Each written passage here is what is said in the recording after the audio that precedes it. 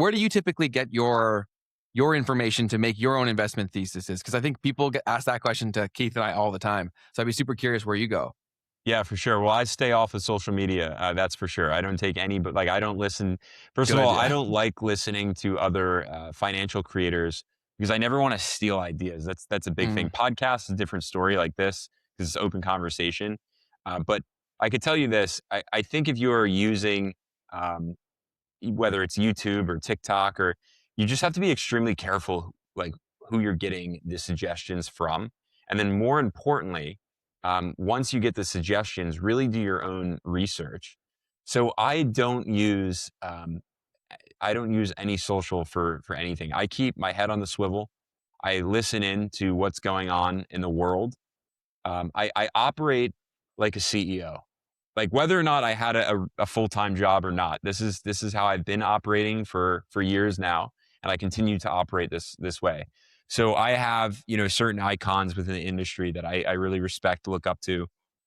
And I'll just give you an example. I will take Bill Ackman or Monish Pabrai, and Larry Ellison, or any of these intelligent minds. And I ask myself a very simple question: what do they do on a day-to-day basis?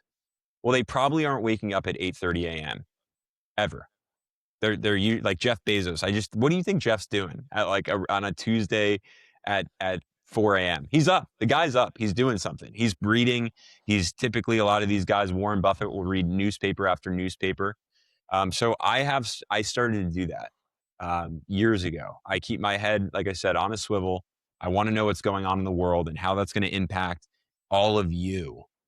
Because if there's something like right now, Iran and oil and all of these headlines scaring a lot of people. So where do you think the market's at right now? In the red.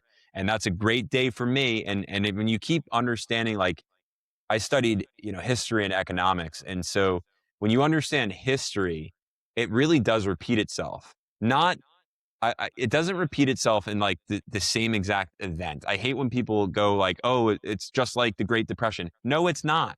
It's an entirely different event. And there are different factors that go into, different events. Like '08 was not the Great Depression, but people had that comparison then.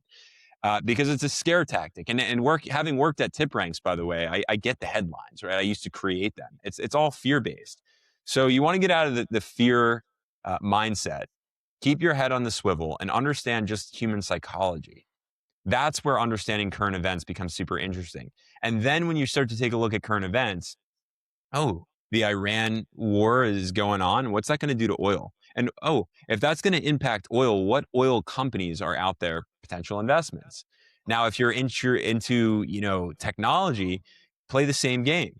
It's funny. You can go back to Trump's inauguration. Whatever you think about the guy, I don't care. I hate when people bring politics into this.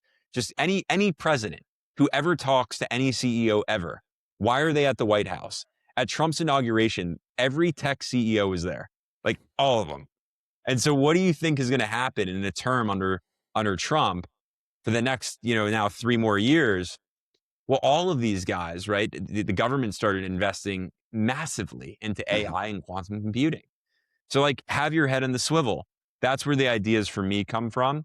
But for people who do want to use influencers, some influencers are in fact paid by the companies, whether it's the ETF firm that wants them to pump their ETFs out there, or it's the company. So you just really have to be careful. And not every influencer actually shares that on their channels. So like, take what they say for a grain of salt, use your head, and then ask yourself, like, again, what would Warren Buffett do? What would Jeff Bezos do?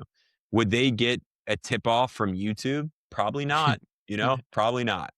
Totally. And here's a timely post from Mark Andreessen, who was talking about his consumption diet as of late. And so he breaks it down into 4 different quadrants. And the first of which is X, or Twitter. And I would still say, before you do that, determining who's worth following on Twitter is very important. Obviously, he's curated his feed quite a bit. 1 quarter podcast interviews, like Ari said, and then a quarter talking to leading AI models, so talking directly to ChatGPT, and then a quarter reading old books. So this tweet's gone very viral. It got 33.8 million views over the past week or so, because the consumption matters because your consumption shapes your existence. And so I think not enough people are auditing that. And I think a lot of people are asking themselves questions and feeling stuck just because they're stuck in the same place. If you're enjoying this was actually taken out of a piece of our live stream where we go live every Tuesday and Thursday at 12 p.m. Eastern. If you want to see the full version of this episode, you can click the link in the description down below. But for now, back to the clip. Keith, Ben, are you familiar with Monish Pabrai? I'm not. Very slightly. And Ben, I had the video of that one pulled up too for Mark Andreessen. But Awesome. I think I only know about him because of My First Million. Yes, yeah, My First Million. They coined him as the Indian Warren Buffett or whatever it was. Yes, yeah. So I have fallen in love with Monish, so much so I wrote him an email. I actually got a response back from him. So there's a lot to even say about that. Man, I got a million stories I can share. So I'm trying to run through like which was going to be most pertinent for the listener. But so I got this.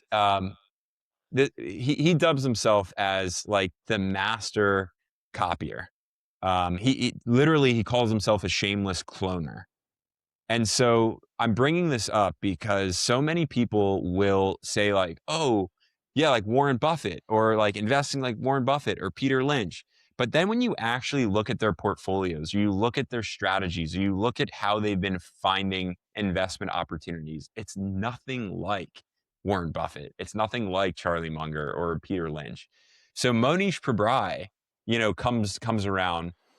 This guy was a nobody essentially in the finance industry and becomes a somebody, all because he shamelessly cloned Warren Buffett's strategy. And that's literally finding good companies that are insanely undervalued and investing into them and then waiting. He doesn't use spreadsheets. He's not running, like looking at fine tuning enough so to use a calculator. Warren Buffett goes through books, right, to find his investment ideas. So just think about like who do you look up to within the industry? Go research who they read their biographies, understand how they think. Once you understand how successful people think, it's okay to copy them. Like it's okay, like Monish would say, it's just shamelessly clone them because it works. You don't have to reinvent the wheel. You can literally find the strategy from your icon and then start using their strategies or using, where they look.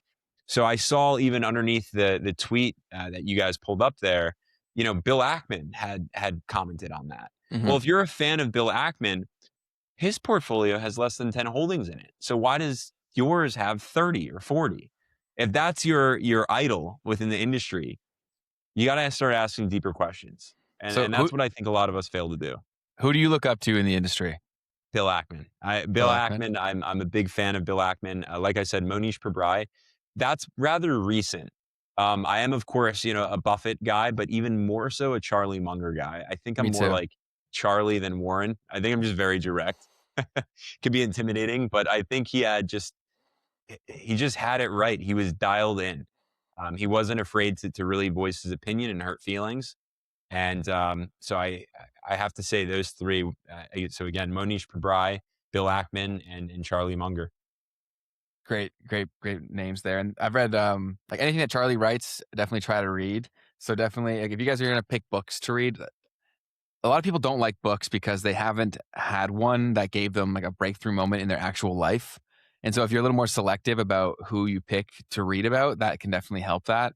And Charlie Munger, there's what's the one that I'm referring to that I'm thinking of? Poor Charlie's Almanac. I think that is it. Yes, definitely. Yes, it is. Go. Yes, that is absolutely it. I'll show you guys on the screen, but I definitely recommend going to pick this book up. Talks a lot about how he approaches problems and how he thinks, and then also incentive structures too. Right, this book right here. I definitely recommend picking that up because a lot of it we do overcomplicate it, and a lot of it comes down to people thinking that more advice is always better. Right. And so that's also one of the biggest problems with short form social media in particular is that you're getting so many people's advice and most people should not be giving advice. That's just like the cold hard truth of it. But they figured out a way that they could package this advice that would get people to watch it. And so then in turn that people our natural priming is, okay, social proof. Enough people watch this. It must be good. I promise you, as somebody who has studied social media for 10 years, it is the opposite. If something has a lot of views, chances are the advice is not that good in most cases, especially if it's like something really like deeper. Chances are if they could get everyone to understand it, it's probably not as profound as they're trying to convince you that it is. Hey, you made it to the end of the clip. That means you're probably enjoying this. And if so, just know that you can catch us live every Tuesday and Thursday at 12 p.m. Eastern. And if you want to see the full version of this episode, you can click the link in the description down below. Otherwise, YouTube thinks that you will enjoy this next.